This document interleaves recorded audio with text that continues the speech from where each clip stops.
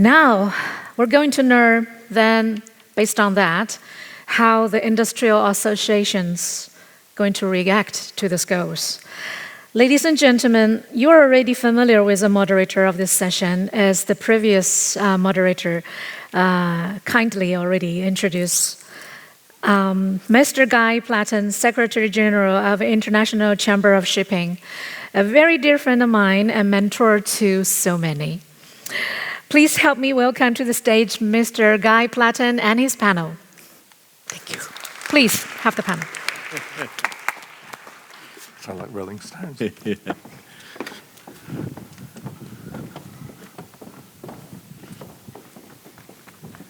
Well, good afternoon, ladies and gentlemen. I'm very conscious this is the last session holding us between now and dinner, and IMO regulations and the perspective of industry associations, which sounds a little bit dry, but I've got an amazing panel. But before we get on with that, I just want to thank the Port of Yokohama, and particularly Maruka-san and Sakura-san for all their organisation. I think it's been an incredible couple of days ahead of us, and so thanks them. And also like to pay tribute to Saito-san. He chairs the MEPC. I think it's difficult being Secretary General of the ICS we've got 38 members. There's 174 member countries, and how you manage to get some consensus in the room sometimes is beyond me. You do it with great skill and professionalism, and I think on behalf of the industry associations, we owe you a great debt of gratitude, because we're going through momentous change and you're the man in the driving seat for that. So thank you very much for that. So the subject is regulations and perspective of industry associations. We've already seen from Saito-san just the range of topics covered by MEPC, but of course there's so many other subjects going out there, from safety, ballast with security and piracy, STCW, cybersecurity, autonomous ships, fair treatment of seafarers, biodiversity beyond national jurisdiction, limitations of liabilities with ship recycling. There's such a range of topics, container fires and all sorts of things that is vexing regulators and indeed industry associations. So we've got a great panel to discuss some of these issues and to give their perspective. Angus Frew, Secretary General of BIMCO. Kathy Stanzel, who you already met, is the Managing Director, I think it's the title of INTERTANKO. Tom Boadley, Secretary General of CLIA, and Patrick Verhoeven, who is Managing Director of IAPH, representing the port sector. So without further ado, I'm going to ask each of my fellow panelists now to do a short introduction of where they see the real priorities are in regulation. So Angus, if you perhaps like to start. Thank you very much, Guy. I'm the Secretary General of BIMCO, and for those that are not absolutely aware who we are very famous for developing contracts and clauses, but we are also very heavily involved in the regulation of shipping. And we are the largest shipping association. We're global. We have 1,900 members in 120 countries, and our membership owns 60% on a deadweight ton basis of the global fleet. So getting to the topic, what is the greatest challenge that we face? It's reducing our greenhouse gas emissions to slow the warming. And as we all know, the public is becoming more and more impatient. And I think it's very, very encouraging that the shipping industry has set itself targets. We are the first industrial sector to do that. And now we need to get on and deliver those. And we've seen from Saito-san the work we need to do. I think what's really important to recognize is that since 2008, emissions have actually a 10% down, while trade, as Martin said this morning, is up by 27%. That's very, very credible. There has been some ship design improvement, better routing, but in truth, the biggest deliverer of that has been slowing the ships because of the economic circumstances. And to retain that, we need to put something in place.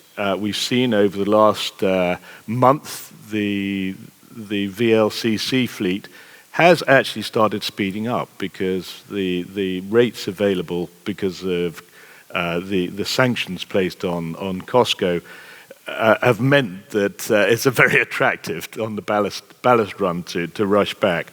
And so we can effectively guarantee that in an improving market, we will see the fleet speeding up again and therefore the emissions growing again. And there are a whole host of measures that are being put in place, but I think the issue is that we need action today. We are being asked for action today, and if you look at the plan, it's effectively between now and 2023.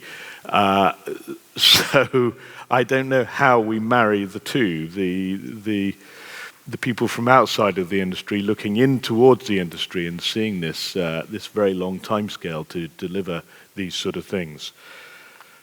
I think there are a whole host of other things we can do. I think it's important we should try and cap the speeds in some form, and I think there's some very creative thoughts out there, particularly from Japan, about restricting the power of ships going forward.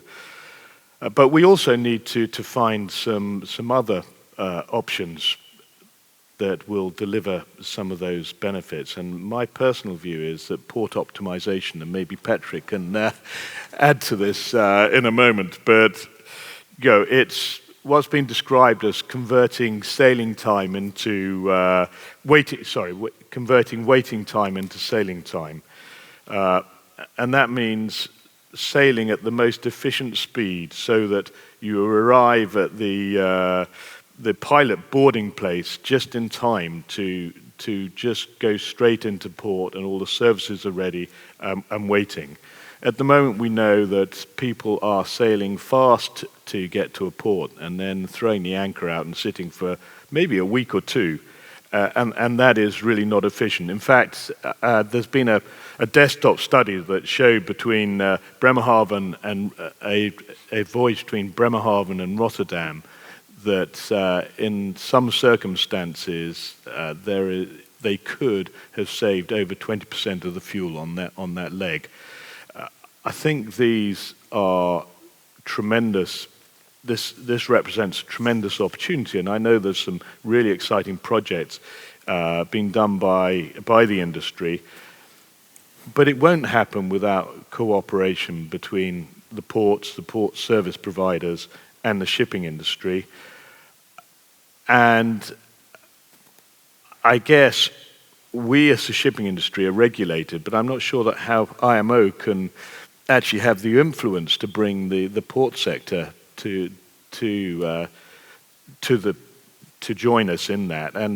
And I guess the emissions are not counted by the port sector because they are beyond the pilot pickup place. So the emission benefits all belong to the shipping industry. It would be great actually if we could maybe share them with the ports so that there would be more incentive for them to join us in doing this.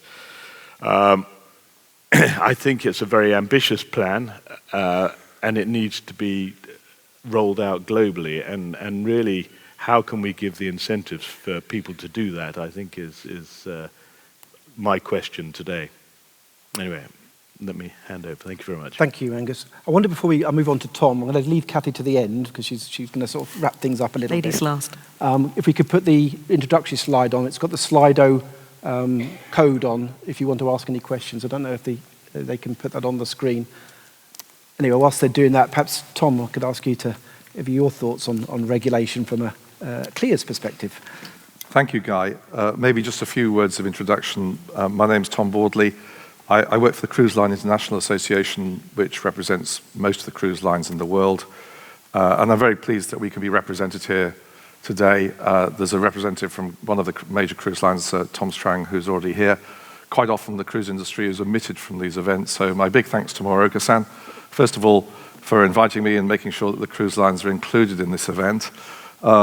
As you may or may not know, I used to work for Morioka-san, as did most of the rest of the audience, and it's really nice that he's invited us all back to celebrate what he's doing in his new job. what I'd like to do is to sort of tell a bit of a story, which I suppose has a sort of subtitle, trying to make sense of what's going on in the world. And I say that as somebody who represents an industry that does tend to have quite a strong public face. We're a B2C industry. I think most of the rest of the shipping occasionally thinks they weren't invisible, but at times like this is glad that they are, i.e. very much out of the public eye. The cruise industry is most definitely in the public eye. But before I talk about that, last week I live in the UK but work in Brussels, which means I'm one of Eurostar's best customers. And that train is a high-speed train that goes between London and Brussels. And on the train, you get announcements in English and in French for the Belgians, or one half of the Belgians, and then Flemish for the other half of the Belgians, and lots of Dutch people are on the train. But last week, as I was walking down the train, I was listening to a lot of German accents, and I was thinking, are they lost? What are they doing on the train? Obviously, if you live in the Ruhr, it's actually quite easy to get to Brussels, but there were far more Germans on the train than usual, and there were a lot of family groups, ma, pa, and 2 kids. And I thought, that's nice, because you've got families taking the train. And then I read on the next day that IATA said probably the biggest blocker to growth in the aviation industry was flight shame. And I decided to link the 2 stories and said most of the Germans on the train the previous day, the kids had shamed the parents into taking the train, because actually it would make much more sense to fly from Cologne or Dusseldorf to London as opposed to take the train. Now that may not be true, but I thought it was a good story. Because 2 weeks before, a group of graduating school kids in Germany had been shamed out of taking a cruise by their peers because it was not an environmentally friendly thing to do, which I must admit you wouldn't find happening in most markets in Europe, which is the part that I represent, or frankly anywhere else in the world, but maybe that's a sign of things to come. So the cruise industry, and certainly as a role of industry association that I think probably quite a few of the people on this panel know, is to go in front of the press when the cruise lines don't want to go in front of the press. So that means that I've been in the news quite a lot, unwillingly this year, when not good things are happening, be it Venice or some of the issues going on in Norway. And I think what you then realize is that maybe the cruise industry is playing a proxy for the whole of the maritime industry in terms of coming to try and face up to, well, how do we make sense of this situation? Can we deal with it in the facts? And the answer is no, this is emotional. And as all of us who live in the UK and deal with Brexit, you can't fight emotion with facts. You can only fight it with more emotion. So the cruise industry, I think in the last 12 months, has been through a paradigm shift in thinking, in terms of thinking, well, we've got to live with this, and therefore what do we need to do in order to make sure that we continue to have this license to operate? And that means signing voluntary agreements with ports to go maybe above and beyond what is absolutely required under regulation.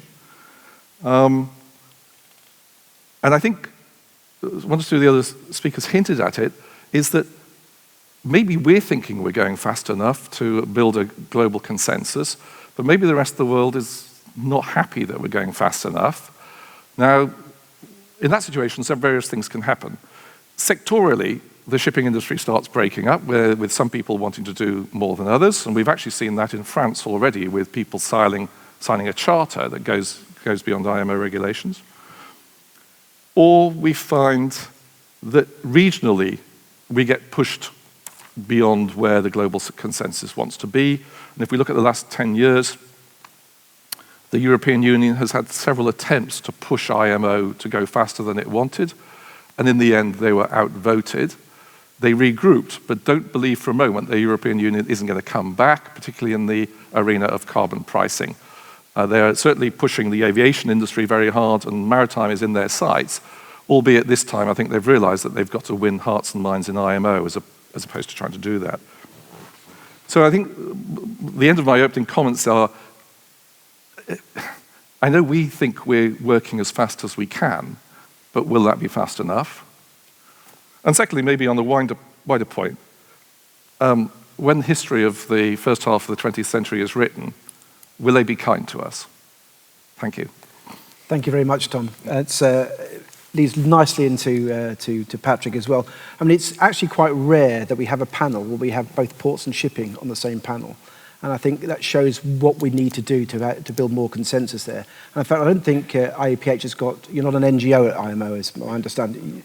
And and I know the Secretary General is very keen to get much more port engagement. And we're only going to solve these problems with the ports being on side with the shipping. We heard from Angus earlier. So we're really interested, Patrick, to hear your views on regulation and what the ports industry is doing. Well, it's exactly, you almost stole my thunder there, Guy, because it's exactly what I wanted to say. And thanks to Morocco Hassan and his team, it's a conference where ports and shipping, not only on the scene, but also in the audience, we got the mixture. And usually that doesn't happen. I've been on both sides. If you go to a shipping conference, you might have a port representative in a panel, but in the audience there will be none. And the other way around. If you go to ports conferences, there will be the ship owner to tell the story, but in the audience there will not be the mixture. So talk about diversity, Kathy, and group thinking. I think we also have something to do there in getting that diversity and that mix there. Yes, we are, we have NGO status under IMO. We are affected by, I would say, a whole bunch of regulations that are discussed at IMO level, but perhaps we don't have the same influence, because I think if you look at the member state representation, the 174 member states, I think most of the people there will be from maritime administrations. Sometimes that is the same as the port administration. Think of Singapore as an example where it's integrated, but in a lot of cases it will not be. Sometimes it will be even a different level of the country. You mentioned Belgium is a good example. The representative in IMO is federal government, but they have no competence whatsoever over ports because that's a regional matter. So these people will not necessarily be briefed or know what exactly implications are. So that's an issue. We had, I think you were there, Guy, in London at the Shipping Week in September. We were in a panel, do ports need international regulation? And sort of the answer I gave is maybe yes, maybe no. It depends, because I think a lot of the issues are local as well, and ports are part of local communities. And I don't think everything needs to be, let's say, dealt with at a global level. There is need for regional legislation, yes, for competition reasons, but not necessarily everything global, which is very different for shipping because it's a global business.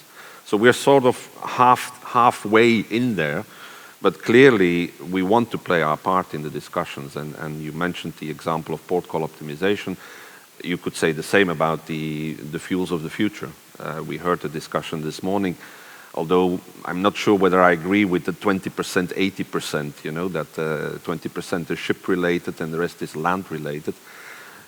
Of course, the whole chain has to play a role in here, including the ports, when it comes to providing bunkering infrastructure, when it comes to also looking after safety regulations and all the other things that will come up when new fuels will come on the market. We've had the experience a bit already with LNG, and fortunately we've had as an organization also been able to develop a number of products there that can help ports in that process by vetting bunker suppliers and a lot. So there is a role to play, but it's actually the driver in the decisions of what's going to happen will be the companies that have the business implications, which is mostly shipping. So I think you're in the driving seat of that supply chain, but that supply chain needs to be definitely on board, and that includes the ports industry. Mm-hmm. Whether we look at short-term issues, port call optimization clearly is one, where we are looking basically, I think, not so much at technology, because technology is there, and I think what Martin was saying this morning, Martin Stopford, is very true. It's in the end, it's about people. And it's about willingness to share data. I think that's where the angle is when it comes to just-in-time arrival or port call optimization. And you and I, BIMCO and IAPH, we're both in this task force, port call optimization, ICS as well, INTERTANKO, I think CLIA, we're all part of that discussion. And I think what the first stages of that project have demonstrated is that there are quite a number of operational obstacles, not just on the port side, but also on the shipping side. And more so for tramp shipping, also a number of contractual issues. That mapping out has been done, which is already a very good step. And now we see indeed pilots, desktop exercises, and we encourage our members also to take part in that exercise, so that we can come to indeed more standardization. I know you're working through the FAL committee, Angus, to get some definitions in there, in the amendments. We support that action. So I think that's the sort of thing we can do. I think the conclusion from that workshop in London was we need to be more engaged. I think that is really the answer in IMO. IMO has its limitations when it comes to the ship-shore interface. We noticed that also when the resolution was adopted in May on cooperation between ports and shipping on reduction of greenhouse gas emissions. The language was very careful, encouraging, voluntary, because there is that sort of legal boundary where IMO stops having the competence. But I don't think that should stop us from engaging and stepping up our role in IMO and working with our colleagues in shipping. What we've also done a year ago is we united all the other port-related organizations, because there are quite a few actually when you look at it. We represent port authorities, but you have the cargo handling companies, you have the pilots, you have the port community systems, very important when you talk about port call optimization. So we mirrored your idea of a round table, and we've got that too. And we try to meet regularly also with the IMO staff. We've invited Guy to our opening meeting. Very welcome to have you there as well. So we can start that process within the framework of IMO and its limitations, so that we can indeed move forward on the big discussion when you talk about decarbonization, which is the alternative fuels. I think that's really going to be the game changer, where you need that supply chain, but also on the short-term issues when it comes to the ship-shore dialogue and optimization of port calls and things like that. So very willing to engage in that process. One thing, when Tom mentioned being the proxy for shipping, I think to some extent we are that as well. Because if people have a problem with shipping, they go to the ports and complain and say, what is this big cruise vessel, and what is this?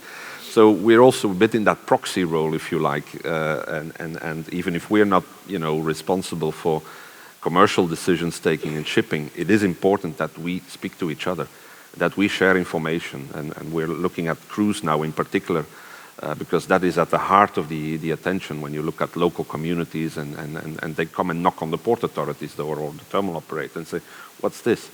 That's where we need to team up and not work against each other. And I think that's, I'm not saying that is happening, but the knee-jerk reactions are sometimes there. And you mentioned a few examples where then political decisions are taken, which are absolutely not in the interest of the port either. So very important that also on a sectoral level, in this case cruise, we engage and move forward together. Thank you, Sir Patrick. Before we move on to Kathy, can I just ask you a question? Do you sense there's real aptitude amongst the port authorities to invest in actually reducing greenhouse gas? I'm talking about coal ironing and other type things, because we've heard from Angus that 20% fuel savings, 20% CO2 reduction from port optimization, that's only going to come through investment. And do you sense that? Yeah. Well, I think yes, because of the local pressure. I think IAPH created a World Port Climate Initiative already in 2008, when we had the first work started on OPS and we worked on standardization. That's also when we started our incentive scheme. That's when we started our bunkering products, which I mentioned before, the accreditation tool. So why did we do that? It was not so much because of the climate discussion, even if the program was called Climate Initiative, but it was really the local air quality which was driving this. But a lot of the things that we developed then can be used for greenhouse gas emissions. We're talking about the same things. If you read the IMO resolution, it is about OPS, it is about incentives, it's about bunkering, and it's about port call optimization. Those are the 4 areas. And I think on 3 or all of them, actually, we've already progressed. But there is the question of funding, and that is absolutely fundamental. And especially with bunkering infrastructure and onshore power, these are huge investments. And there is, as in your case in shipping, there is uncertainty. Will it be used if we provide it? There is one extreme case in an Italian port that happened that the port authority had invested in onshore power, but nobody was using it, or very few. But it's a state-owned port, it's state money, and the management was brought to court for misspending public funds. So if we get into that side of sort of situation, you will discourage people. So again, it needs to be done in partnership. We need to know, or ports need to know, that the customer will indeed use it when it's there. And then it's a matter of indeed finding the business case and hopefully in some cases also get government support.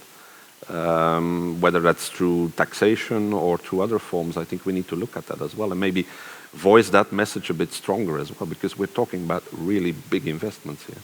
Thank you. I think I'll pass you on to Kathy now. It's going to sort of wrap things up a little bit with all the, we were talking about the environment, but of course there's many, many other subjects that, trouble us, keep us awake at night. So Kathy. Yeah, I guess from my perspective, looking at regulation from the perspective of an association, I was thinking about what is our role in the whole regulatory sort of mindset. And two things that were just pinged already kind of really sum it up really nicely. Patrick talked about the political decision making, which any industry probably has to deal with. And Angus mentioned the fact that we are the first industry to have a real commitment to a climate goal that is quantifiable. Now, I'm under no illusion that the political will in IMO would not have been strong enough to push that goal through and agree to that goal without industry support, without the associations sitting as observers at the back saying, we are with you. We have no idea how we're going to do it. We're with you. We will do this. We will deliver this. Make the commitment. Give us some goalposts. And I think that sort of is really at the core of what associations have to do, because as individual companies, so my members, for example, there are varying pressures. There's different focus because of the geographical location of the companies and their reach, the type of fleet that they're running, the interactions that they have with ports and terminals, which are sometimes independent within the ports. So it's actually very complex.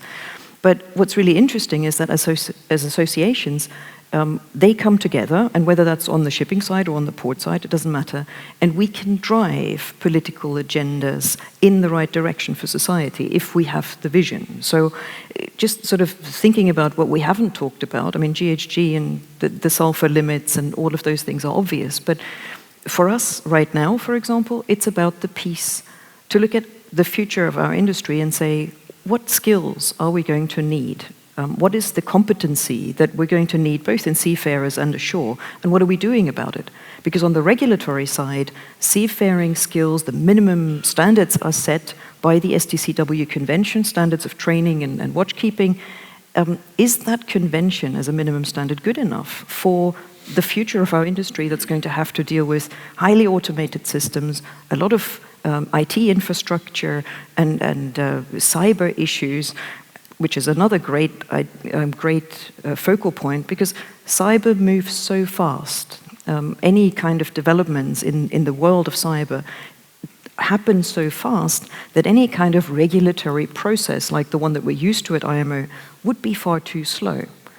If we were to not do what the IMO has been doing for a number of years now, setting goal-based standards rather than absolute standards. So we're not looking to regulate with an absolute, this is what you have to achieve, but we're looking to regulate with a mindset to say, this is what you need to ultimately have as your goal. How you do that and how you achieve that is not fixed. The problem is it makes it more complicated. So there's a lot more pressure, I think, on us as associations to be there as the technical and operational partners at places like the IMO or in Brussels with the European Commission, to make sure that when, as a government or as a UN body, for example, goals are set that are benefiting society, we are right there to offer help in figuring out how we can do that. How can these goals be achieved practically on board ship, in the ports, with the terminals? And the port call optimization is a great example. In our trade, in the tanker trade, we were talking about virtual arrival probably 8 or 9 years ago. And it's the same thing. It's effectively about communication with the charterers early on, saying, when do you need the cargo delivered? Can we slow the ship down? To save fuel at the time, but also to save emissions nowadays. So the concepts are the same.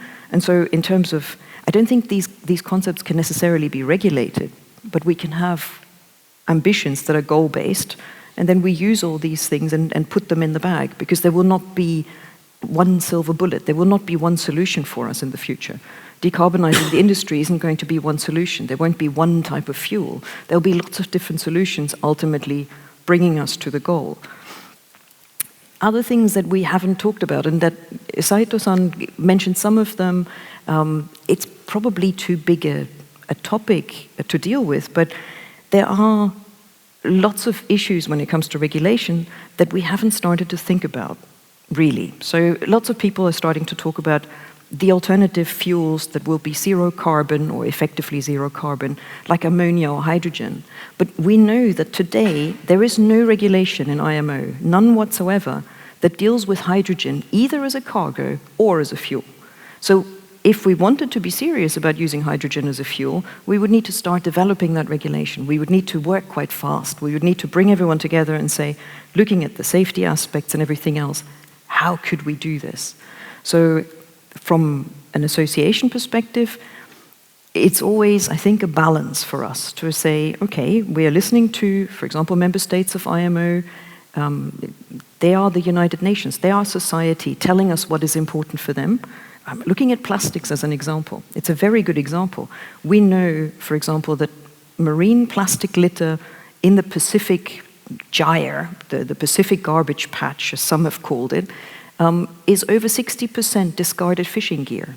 It isn't what some people think, plastic waste that goes over the side of vessels, because we don't discharge anything into the ocean. So it's a little bit saying, well, where are the priorities? Noise is another one. Yes, we know it's an issue. How high on the priority list for society and the survival of mankind is marine noise at this point? Can we bring it into ship design? Absolutely.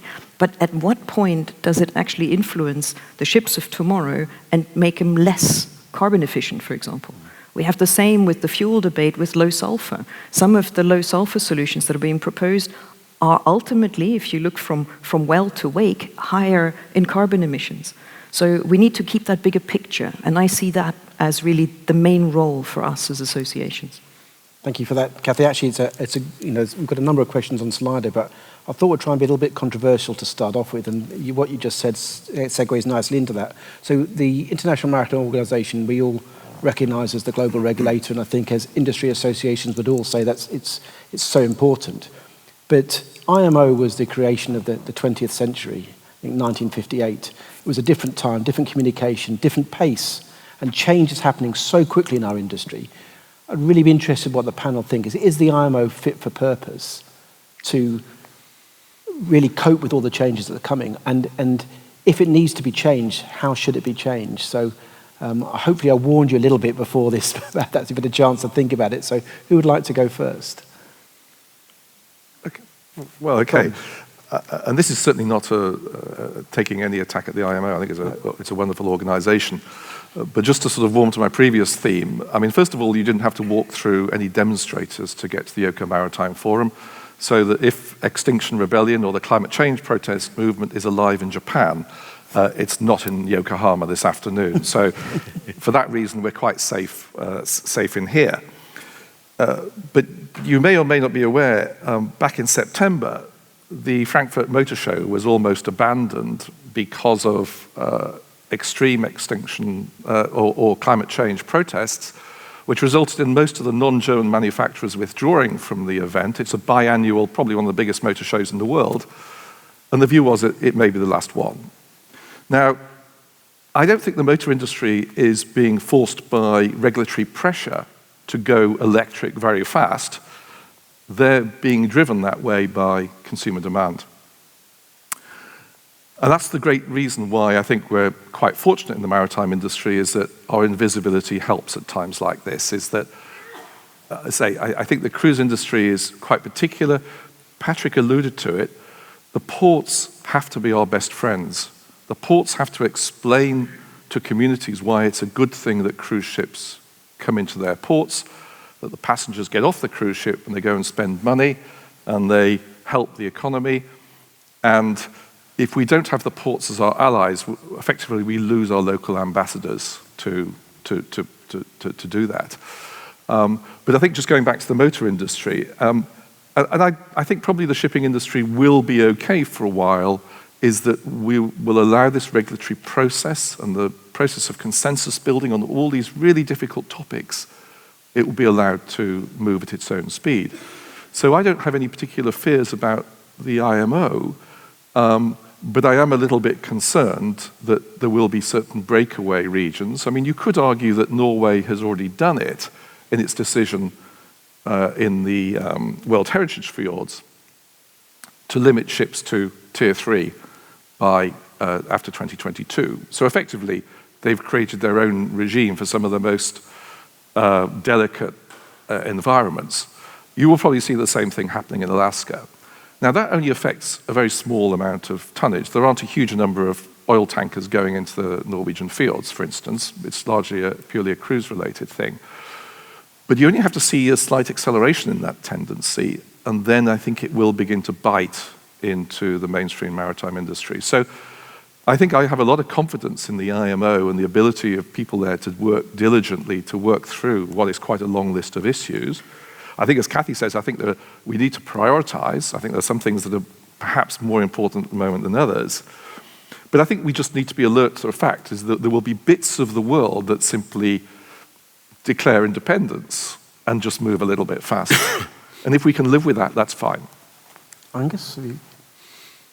I guess the strength of the IMO is that it is the international body, and what we need is global regulation for a global industry. So, we need to make sure it's fit for purpose, and maybe it needs to find a quicker way to get through some of this stuff on these big issues that are,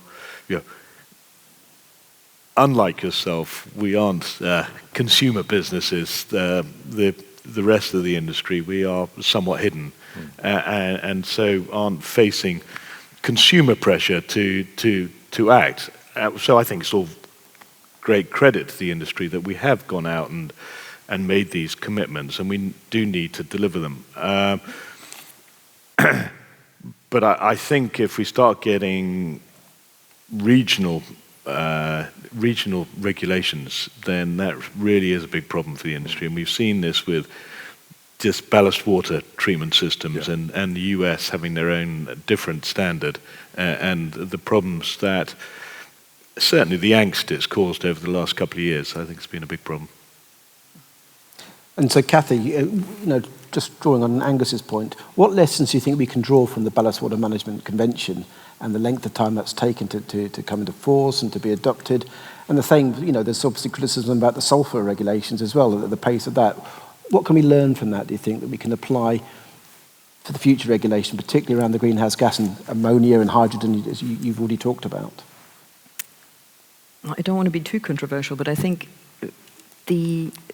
with the Ballast Water Convention, being a marine biologist, for me, it was a very interesting development, having worked through so many years of seeing the concern building, seeing the discussions at IMO, seeing the very slow uptake of ideas and then pushing through, and then eventually the formation of this commitment that, yes, something needed to be done about it, and then the goalposts moving step by step. And I think that is the one piece where I thought, if we could get to a situation where we strengthen political will to the point where we demand transparency when a country has a vested interest, and I think another example that is easier to use is the scrubber discussion. Why do we have scrubbers as an alternative means of compliance for 2020? In my personal view, and this may be controversial, I think it is down to the fact that certain delegations at IMO had scrubber manufacturers on the delegation, and therefore they pushed through an alternative means of compliance, which, if it wasn't there, would have probably simplified things. But if I go even further back, many years ago, we proposed that maybe we should switch the entire industry simply to a clean distillate fuel and no longer use the residual fuels that we're using, because that would have done away with the whole sulfur issue from the start. We wouldn't have needed ECAs or SECAs or anything like that. It would have saved us a lot of time. So I'm thinking, if we are braver earlier and we're transparent about our motivations at country level and at industry level, and I know this is utopian, but if we could do that, I think it would help us achieve things quicker, and I think our planet might need that. Thank you.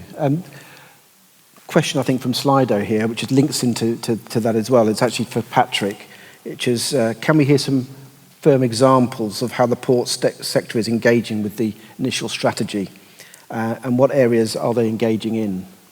Yes, I think the one that I mentioned is the resolution that came as a follow-up to the strategy, which was actually an initiative of the Canadian government, but prepared with us in close collaboration. So that is actually adopted on a fairly short notice and lists the areas where the cooperation between ports and shipping is important. 4 of them that I mentioned. It's the bunkering, it's onshore power, it's incentive schemes, and it's port call optimization. And on all 4 of them, we as a trade association are working sometimes in collaboration with shipping organizations, but also on the ground you see a range of different initiatives from port, whether that is in facilitating bunkering. The ESI scheme which we have, which we run, is an environmental ship index. We've got about 8,000 ships now in that database that are using this and who get reductions on port use when they call in port. So there are a number of initiatives, I would say, at the overall level, association, IMO interaction, but a lot of it is also happening on the ground. And what you have that the same thing in the shipping industry as we have. You have, of course, front runners, and you have those who follow. And we see exactly the same with ports. In September last year, a new kind of group got together called World Port Climate Action Program, which are, I think it's about 10, 15 really big, major leading ports who said we need to work together because there is competition. And there's no point in me doing an onshore power program or whatever if my neighbor doesn't do it, because trade is volatile. They will go where it's easiest and where it's cheapest.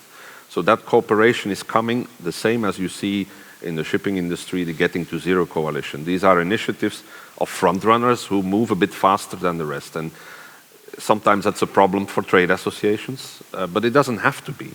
I think what the view that we took is let's facilitate this. Let's give them platform. Let's give them airspace, TV space, whatever. And we make sure that more and more ports step up and join that initiative and that there is dissemination. So it doesn't have to be a problem that you have Getting to Zero coalitions, or you have, we call it YKIP, World Port Climate Action Program. It's Italian. It sounds better, whoopee. There's also another meaning to whoopee, I've been told yesterday, but we have to be careful. Anyway, I'm digressing. What I'm just saying is that is a fact of life. And we've seen that with sulfur back at the time, Trident Alliance. I mean, they always pop up. Leaders who want to move a bit faster than the mainstream. But as a trade association, in our case, my answer is yes, why not? Let's facilitate them and make sure we can get others to follow. So it's a good question, actually. It's linked into that. I'll just paraphrase it. How can we persuade the public, the society at large, we're not just going through a greenwashing exercise, we are actually serious about climate change and CO2 reduction? Transparency and data. Yeah. I think if we share more about our actual achievements, and without greenwashing them first, but just actually sharing the data, it will bear out.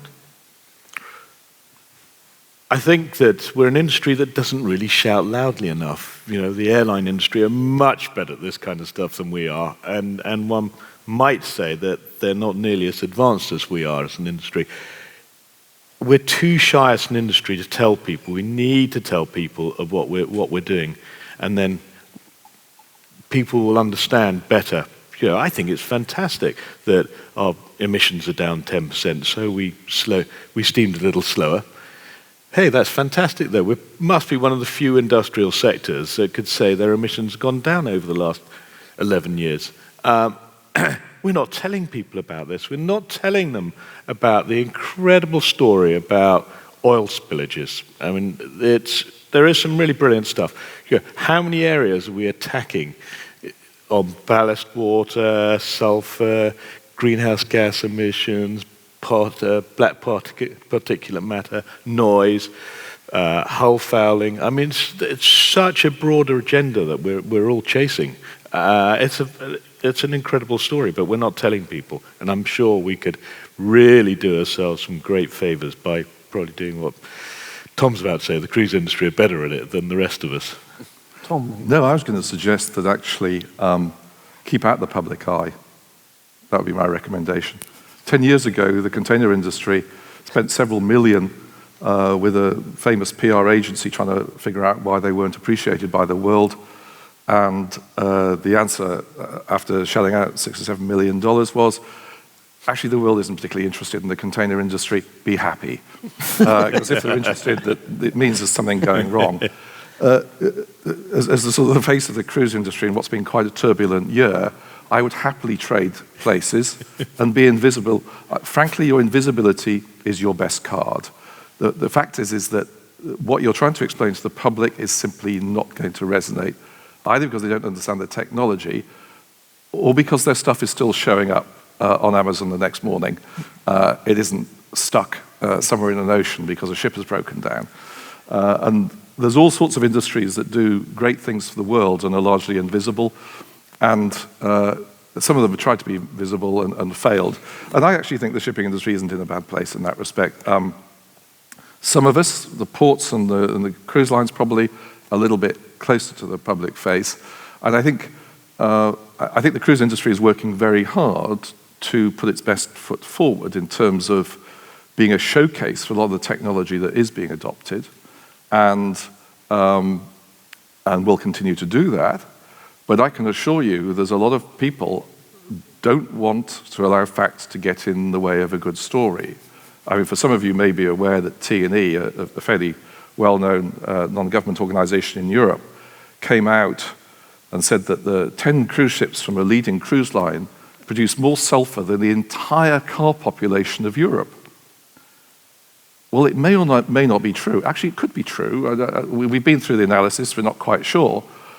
But that's because cars really don't emit any sulfur, and ships still burn fuel that contains sulfur. So you could have picked any 10 ships in the world, but they'd pick 10 cruise ships. The rest of the shipping industry managed to duck that bullet, but the cruise industry is still got the scars.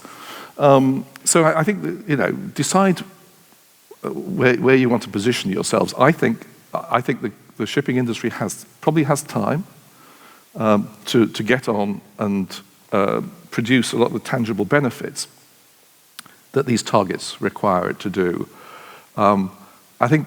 I know a lot of people in shipping would like to be more appreciated by society in general, even by their own families, than they already are. But just be satisfied that if you're enjoying what you're doing, that's at least some of the argument won. In French, there is the expression "vivons cachés, vivons heureux," live hidden and live happily. But I think that's not an option in our case, because we are there and people know where the port is and know where to go and complain. So facts and figures, I agree, Kathy, but you also mentioned it earlier. Some people don't buy the facts. So how do you get the hearts and minds? I think that is really, and we haven't really come to a way of tackling this. I mean, a lot of ports, they have community outreach programs, and they try to bring, and that usually helps, by the way, that they see what's going on, and it's impressive. I mean, even if you're not a tech freak, but if you see what's going on in a port, it is impressive. So it's that sort of thing, taking people to actually face to face with what's happening. That is something that usually works, and yet you can explain. But of course, that takes a lot of energy. That takes a lot of things. That all ports nowadays, they will have teams doing just that, in reaching out to communities, bringing stories, organizing events, hearts and minds. Because facts and figures, you need them. I mean, I'm not saying you don't need them, but that's just the start. Then is the story building is next. So you wanted to comment on that? Yeah, I think we're getting to the stage where you can't hide behind being anonymous. I really do think that the public is picking up on a whole host of things. Plastics turning up on Pacific Islands recently has been hitting the press, and single-use plastics. The agenda's moving so fast, and people outside the IMO, we had the environmental protesters. People are beginning to dig deeper and deeper into the carbon emissions and who potentially are the people that need to be attacked. And I think we need to be more verbal because we'll get more attacking. But we do always have just round the corner potential big catastrophe, a huge oil spill, a big container ship going down, or whatever it is. And I think the whole industry should be more proactive in telling our story a bit better.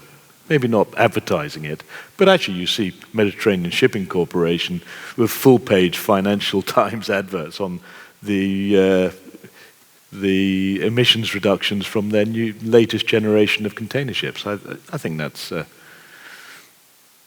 they're doing it for a reason. So just moving on from that a little bit is a controversial one for the trade associations here. We've seen the plethora of new organisations being formed, Clean Shipping Coalition, all sorts of different ones. And the question is our trade association still relevant in today's environmental debate? Kathy, there you go. I'll give that to you. Wow. I think as conduits for information, yes, because there is a lot of and I'm speaking from absolute experience because I just spent a weekend holed up in a hotel room making my council agenda intelligible to my board of directors. Because ultimately I get information that comes from the people that are the engineers, the naval architects, the mariners, the navigation officers, and they put together what they understand the issues with regulation that's developing, for example, to be.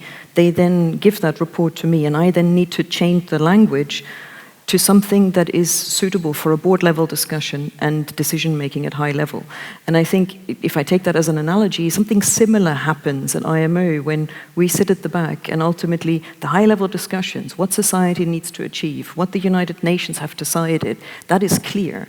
But I wonder whether, without us, whether there wouldn't just be a whole lot of noise and not very clear guidance as to how it can be achieved. So I think we still have a role to play. Angus. What's really funny is they're creating trade associations.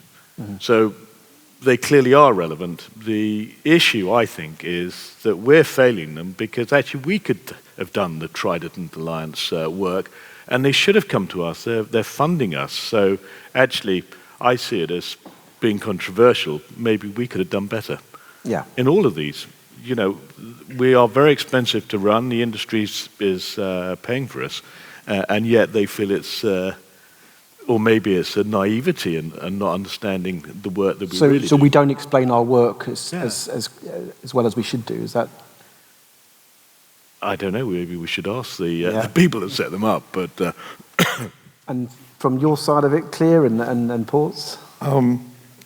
I think first of all, no one owes the associations a living. They have to continue to provide their relevance.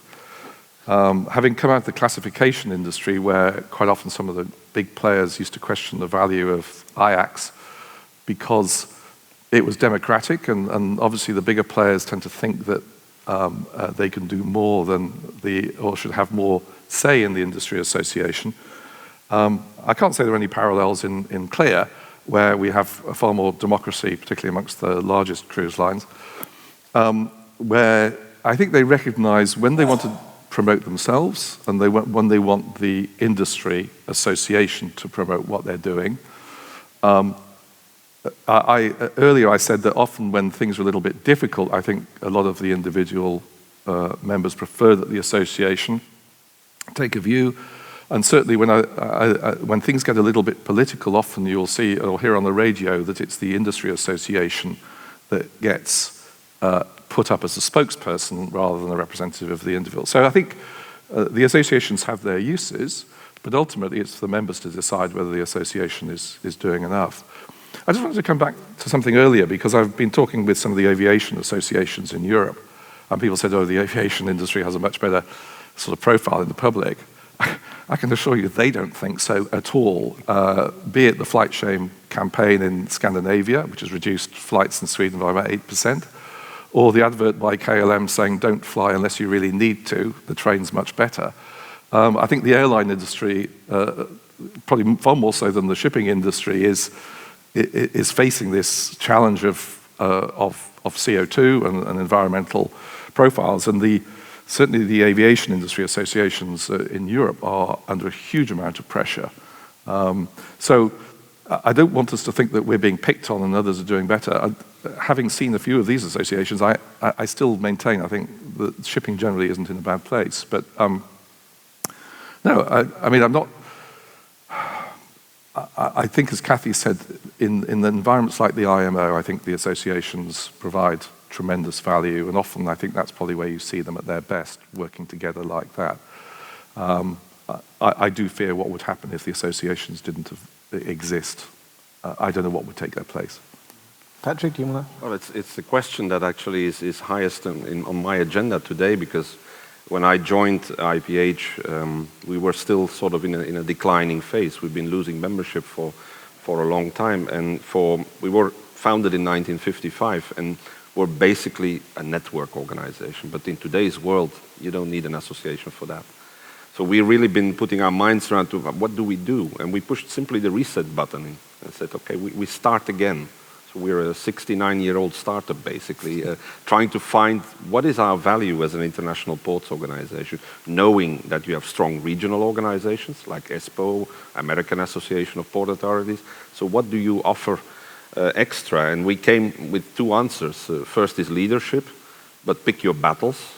Don't try to go everywhere, but pick those things that are truly global: greenhouse gas, energy transition, automation, trade facilitation. There's not that many of them, but focus on those. Don't try to be everything to everyone.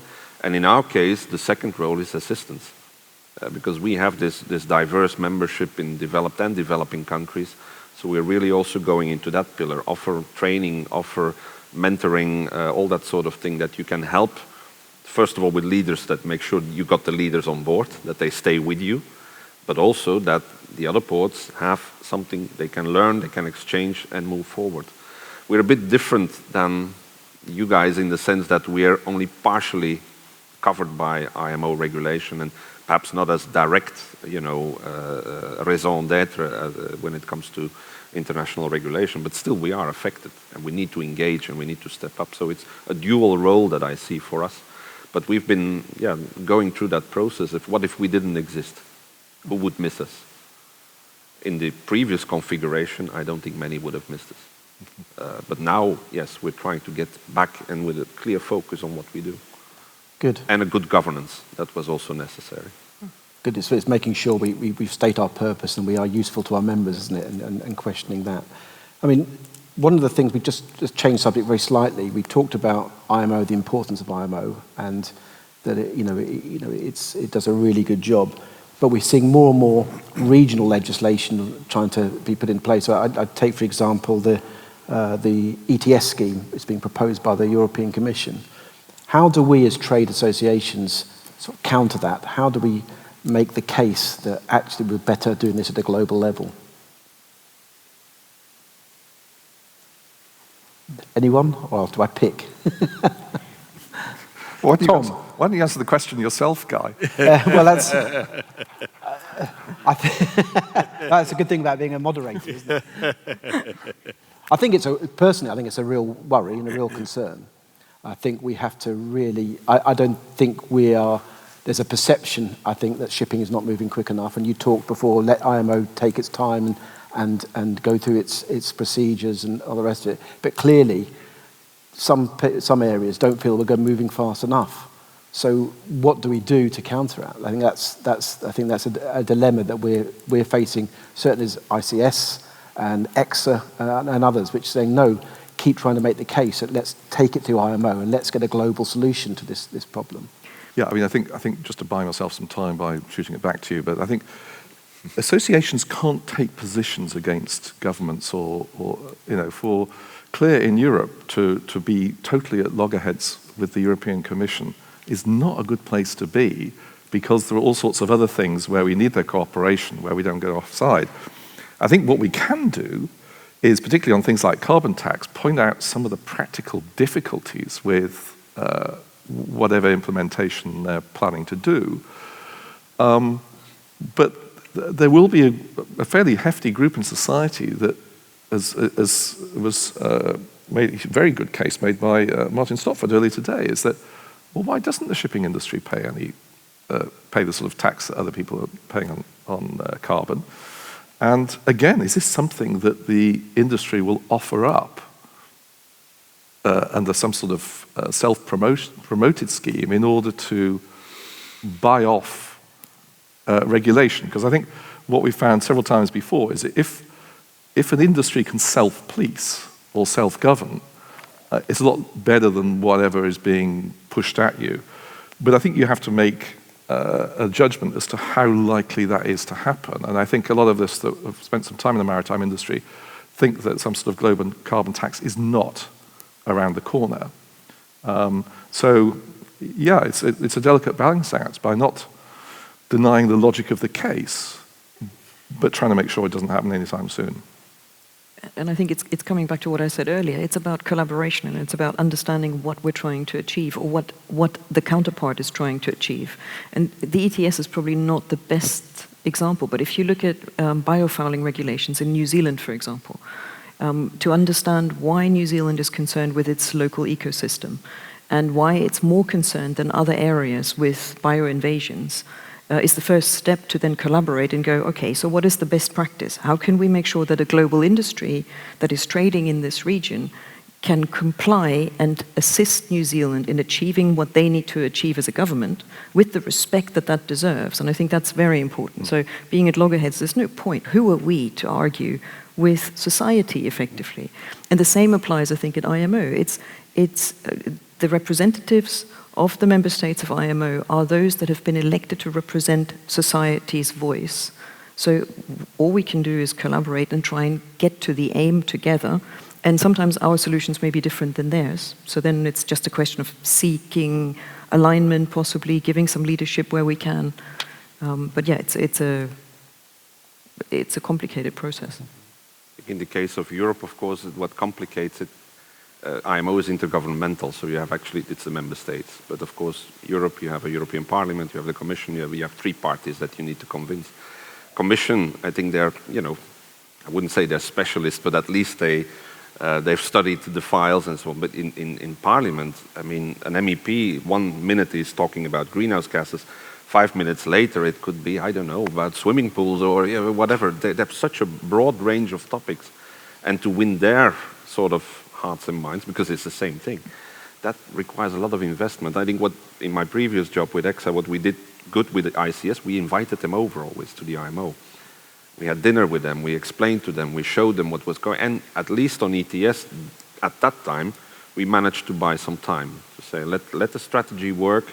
There is the evaluation in, 23.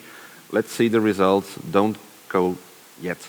And they've accepted that. But I understand now there's a new commission, so hop, they start again.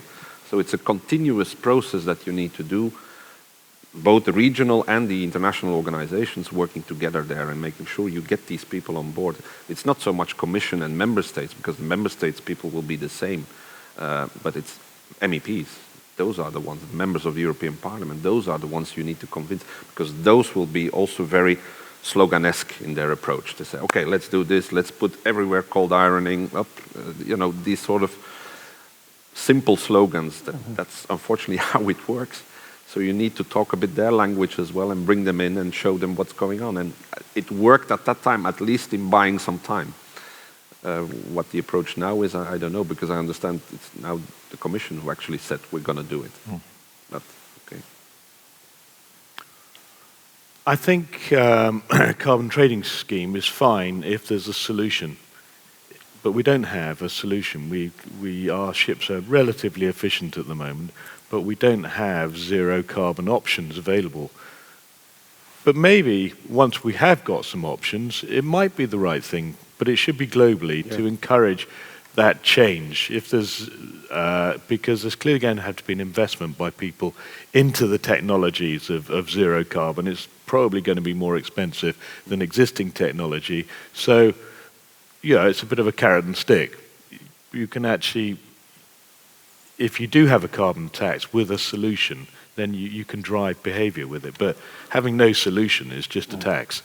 And of course, we're an industry that's hardly flowing with money at the moment, so taking more money out of the industry means there's even less to spend on the research and development needed to actually get us that step forward. So I think there's plenty of very logical arguments, but how we can persuade the European Parliament members to...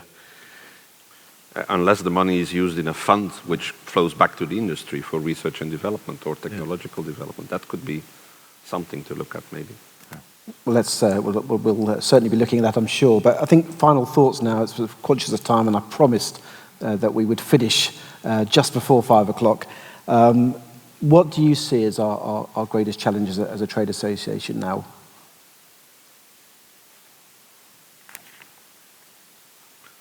The greatest challenge for us is the environment, and helping the industry get through the issues we're facing and actually delivering on those goals. So we really, within BIMCO, are very, very focused on that, and we're, I think, very worried about. We haven't talked about 2020.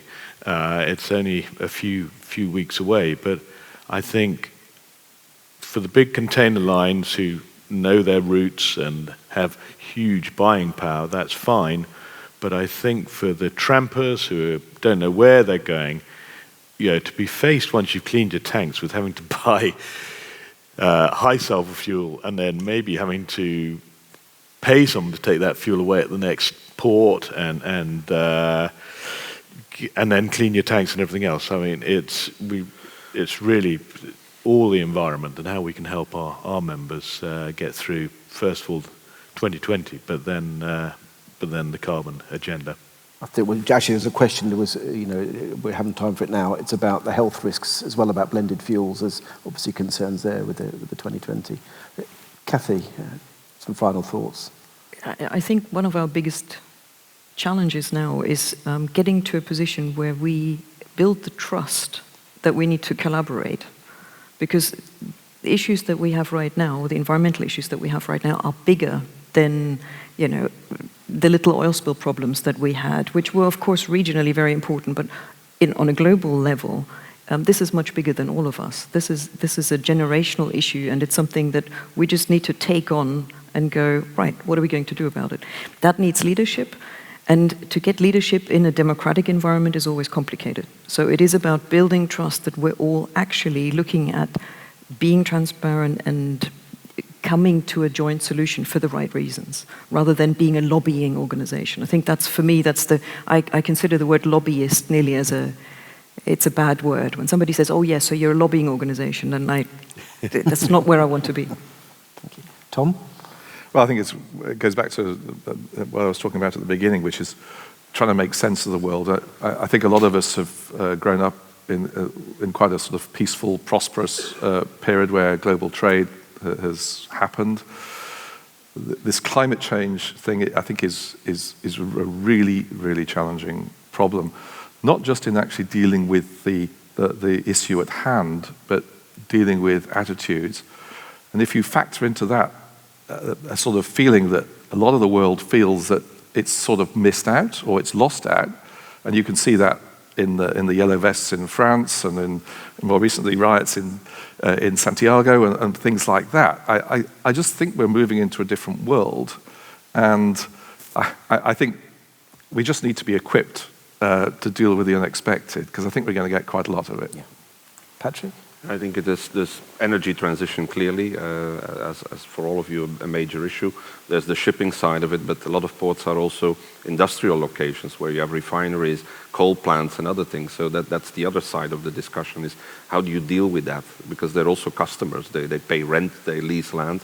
What is your policy there? So that it's not just the shipping side. I think those are probably under that chapter. And the other one I would say is trade facilitation. I think that's still for a lot of ports a major issue. Get the cargo smooth in, smooth out, customs issues, digitalization as a tool to help, where we're clearly at very different speed levels in the world at the moment when you look at the global port community. And that's also an IMO issue with FAL and everything. So that would be my second one in terms of priorities. So on this note, can I thank the panelists for their contribution this afternoon? I think some really good discussion, and And we look forward now. I think the next event is the dinner tonight. I'm sure Sakura is going to come on and give us some details about that. But thank you very much indeed.